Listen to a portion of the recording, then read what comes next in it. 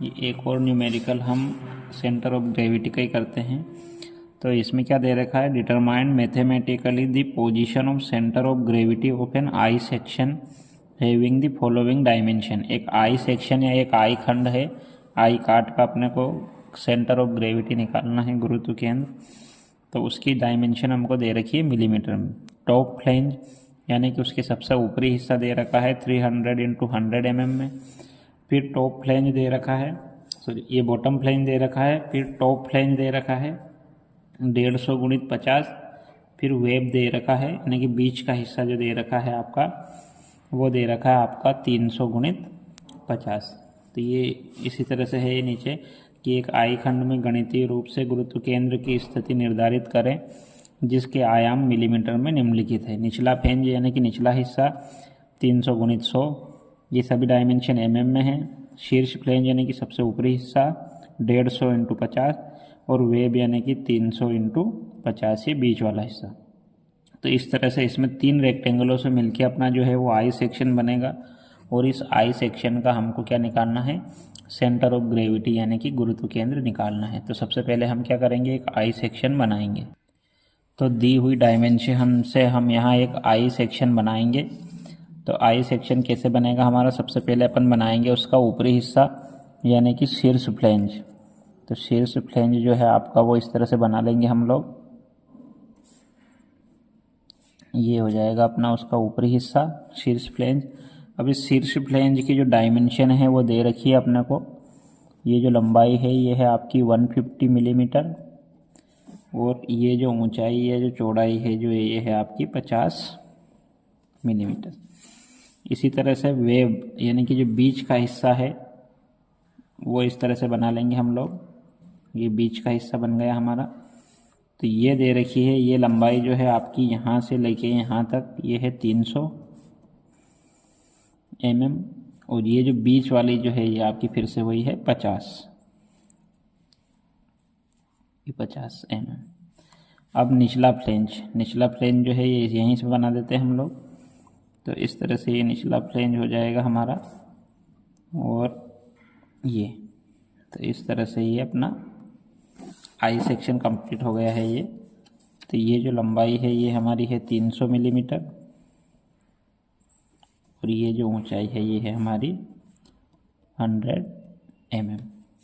तो इस तरह से तीनों से मिलके एक हमने आई कार्ड बना लिया है, जिसका ऊपरी हिस्सा, बीच वाला हिस्सा और ये निचला हिस्सा। तो इसका अपने को गुरुत्व केंद्र निकालना है। तो क्या देखना है सबसे पहले हमको इसमें कि ये सिमेट्रिकल है कि अनसिमेट्रिकल है। तो सिमेट्रिकल और अनसिमेट्रिकल हम कैसे चेक करते हैं, एक हम इस पर इस तरह से एक वाई एक्सिस ड्रॉ करते हैं। ये हमने इसमें वाई एक्सिस ड्रॉ करी और ऐसे हम एक एक्स एक्सिस इस पर ड्रॉ करते हैं। तो ये हो गई एक्स एक्स और ये हो गई वाई वाई।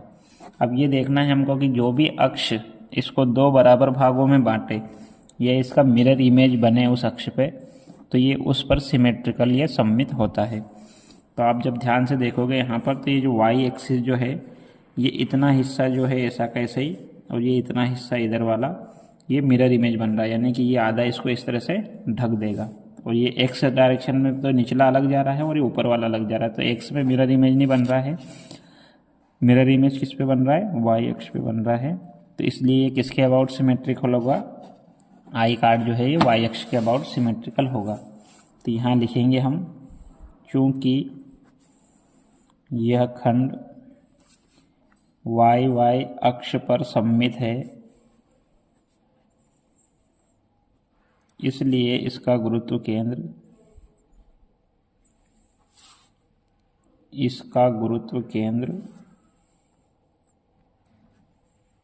इसी अक्ष पर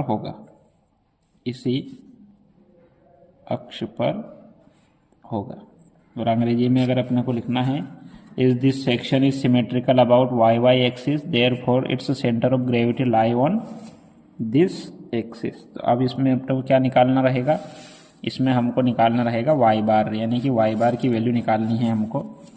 तो निकालने की प्रोसीजर वैसी है, वाई बार निकालने के लिए हमारे पास हमको फॉर्मूला लगाना पड़ेगा। और ये जो है अपना इसको अगर आप ध्यान से देखते हो तो यहाँ पे 3 रेक्टेंगल दिख रहे हैं अपने को। सबसे ये निचला फ्लेंज है, बॉटम फ्लेंज, चाहे तो अपन इसको 1 नंबर दे सकते हैं। फिर ये अपना बीच वाला हिस्सा, इसको 2 नंबर दे सकते हैं। और ये जो अपना लास्ट वाला है, ऊपर वाला जो है, इसको 3 नंबर दे सकते हैं। या हम ऐसे भी लिख सकते हैं बॉटम फ्लेंज, वेब और टॉप फ्लेंज। तो इन तीनों के हमको क्या निकालने पड़ेंगे? सबसे पहले एरिया निकालने पड़ेंगे। एरिया निकालने पड़ेंगे यानी कि A1 A2 A3, और निकालना पड़ेगा हमको Y1 Y2 Y3। और फिर सेंटर ऑफ ग्रेविटी जो है हमारी, सेंटर ऑफ ग्रेविटी जो है उसका फॉर्मूला हमको लगाना पड़ेगा Y बार बराबर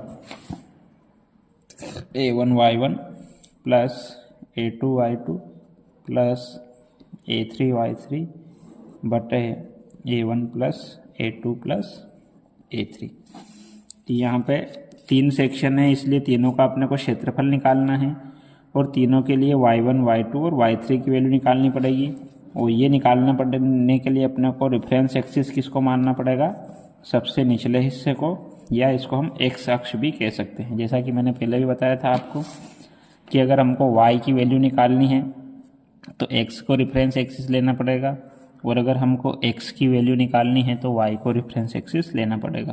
क्योंकि जब हम x से ऊपर जाते हैं तो y की वैल्यू मिलती है, और y से जब हम राइट हैंड साइड बढ़ते हैं तो x की वैल्यू हमको मिलती है। ठीक है, तो हम यहाँ पर निकालेंगे हम बॉटम फ्लेंज का। बॉटम फ्लेंज, ये जिसको अपन ने रेक्टेंगल 1 नाम दिया था, उसके लिए निकालेंगे हम A1 और Y1। A1 हो जाएगा आपका बॉटम फ्लेंज जो है, उसका जो था डायमेंशन 300 × 100 था। तो ये जो इसका जो एरिया हो जाएगा, ये हो जाएगा 3000 mm²। ऐसे ही Y1 हो जाएगा।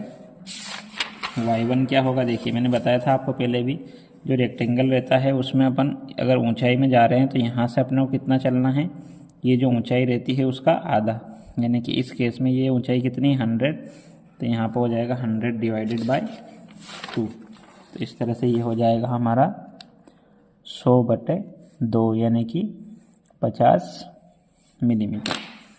इसी तरह अपने को बीच वाले हिस्से के लिए निकालना है, जिसको अपन ने वेब बोला है, या फिर जिसको अपन ने रेक्टेंगल 2 नाम दिया है। तो इसके लिए A2 निकालना है और इसके लिए अपने को Y2 निकालना है। तो A2 क्या हो जाएगा हमारा? A2 हो जाएगा आपका 300 × 50, जो कि उसका बीच वाला हिस्सा है। तो ये हो जाएगा आपका 15000 mm²। अब हमको Y2 निकालना है। तो Y2 कैसे निकालेंगे हम? मैंने पहले ही बताया था आपको। 2 कहाँ पे है? इस रेक्टेंगल को अपन ने 2 नाम दिया है, या वेब है ये हमारी। अब अपने को कहाँ से चलना है? रेफरेंस एक्सिस से ही चलना है अपने को हमेशा। तो जब हम यहाँ से चलेंगे तो कहाँ तक जाना है अपने को? ये यहाँ तक जाना है, इसके बीच वाले हिस्से तक। तो ये दूरी जो है 100, ये तो अपने को चलनी पड़ेगी। और फिर ये दूरी है आपकी, ऊंचाई जो है कितनी है? ये 300, यानी कि यहाँ पे हो जाएगा 300/2, और ये जो है 100 इसमें अपन जोड़ देंगे। तो ये हो जाएगा 100 प्लस। तो इस तरह से जो Y2 जो है आपका, Y2 की वैल्यू आ जाएगी आपकी 100, जो कि हम 1 नंबर रेक्टेंगल का चले, और फिर 2 नंबर रेक्टेंगल की जो ऊंचाई है वो 300 है, इसलिए 300/2। तो ये हो जाएगा आपका 100 प्लस 150, यानी कि आ जाएगा 250 मिलीमीटर। इसी तरह से हम तीसरे हिस्से के लिए भी निकालेंगे Y2 है Y3 की वैल्यू। तो इस तीसरे हिस्से के लिए ये हो जाएगी लंबाई, ये हो जाएगी चौड़ाई या ऊंचाई। तो इन दोनों का गुणा करेंगे तो क्षेत्रफल निकल जाएगा। यानी कि रेक्टेंगल 3 के लिए, या शीर्ष फ्लेंज या टॉप फ्लेंज भी कह सकते हैं अपन, सबसे ऊपरी हिस्सा जो है टॉप फ्लेंज के लिए, A3 बराबर हो जाएगा आपका 150 × 50। तो 150 × 50 जब हम करेंगे तो ये हो जाएगा आपका 15×7 = 75, 7500 mm²। इसी तरह से Y3 निकालेंगे अपन। तो Y3 क्या हो जाएगा हमारा? ये देखिए आप, Y3 के लिए अपने को क्या करना पड़ेगा? ये चलना यहीं से अपने को रेफरेंस एक्सिस से। तो ये 1 रेक्टेंगल और ये 2 रेक्टेंगल, और तीसरा रेक्टेंगल हमारा कहाँ है? यहाँ ऊपर है। यानी कि हमको यहाँ से यहाँ तक इतना तो ऊपर जाना ही पड़ेगा अपने को, ये यहाँ तक। तो ये 100 और ये 300, ये तो अपने को चलना ही है। और फिर यहाँ पे हो जाएगा 50/2, तो 100 प्लस 300 प्लस 50/2, इस तरह से ये हो जाएगा। तो y3 क्या हो जाएगा हमारा 100 प्लस 300 प्लस 50/2, इस तरह से ये हो जाएगा हमारा। जब इसको जोड़ेंगे तो 425 मिलीमीटर। ठीक है, अब अपने को क्या करना है, बस ये जो फॉर्मूला है जो मैंने बताया आपको, इस फॉर्मूले में वैल्यू रखना है और हमारी सेंटर ऑफ ग्रेविटी की जो वैल्यू आ जाएगी, तो इस तरह से हम करेंगे इसको। ये मैंने यहाँ पर फॉर्मूला फिर से लिख दिया है, y बार बराबर a1y1 plus a2y2 plus a3y3 बटे a1 plus a2 plus a3। तो a1 जो था हमारा वो रेक्टेंगल 1 का एरिया था, ये उसकी y1 डिस्टेंस थी। इस तरह से ये रेक्टेंगल 2 के लिए और ये रेक्टेंगल 3 के लिए 7500 इंटू 452।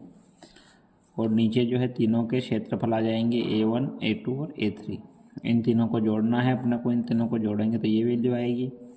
इन दोनों को आपस में गुणा करेंगे तो ये वैल्यू आएगी। ऐसे इन दोनों का आपस में गुणा करेंगे तो ये वैल्यू आएगी, और इन दोनों का आपस में गुणा करेंगे तो ये वैल्यू आएगी। फिर इन तीनों संख्याओं को अपने को जोड़ना है। इन तीनों संख्याओं को जोड़ने के बाद ये वैल्यू आएगी टोटल वैल्यू। इस टोटल वैल्यू से अपने को भाग देना है जो नीचे वाली संख्या का है।